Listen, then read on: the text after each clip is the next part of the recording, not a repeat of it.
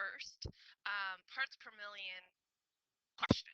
So here we go. We're going to try this one out. So it's going to start here with a 200-gram sample from a bottle of water contains 5.4 times 10 to the negative 3 grams of mercury. What is the concentration in parts per million?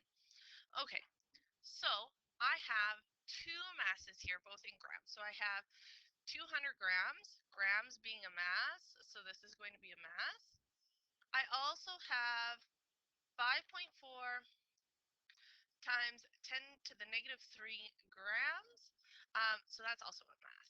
So now I'm going to look, up here kind of in my equation, and I know it's kind of hard for you to see there, but if you were to turn in your data booklet to page 10, you would be able to see that it actually reads the mass of solute over the mass of solution. So in this particular case, okay, I have so many grams of mercury from a bottle of water, so I'm assuming here that the 200 grams is for the solution, which would be the bottle of water, and then this is the solute.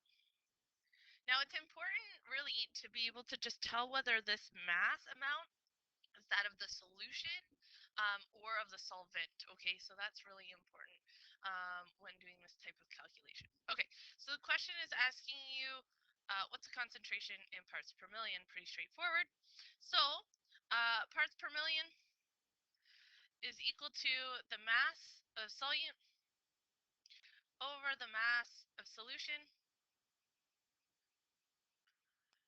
times 10 to the exponent 6 ppm.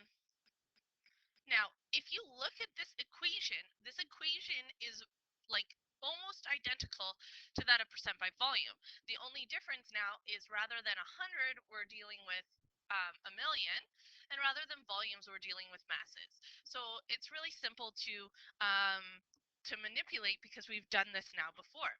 So the mass of solute is 5.4 times 10 to the negative 3, okay? And the mass of solution, 200 grams, okay? And then this whole thing here, we now need to times by 10 to the 6, okay? Parts per million will be our units because grams will cancel off here. So in my calculator here, I'm going to put a bracket. I'm going to do actually two brackets because I'm going to do 5.4 times 10 to the exponent 3.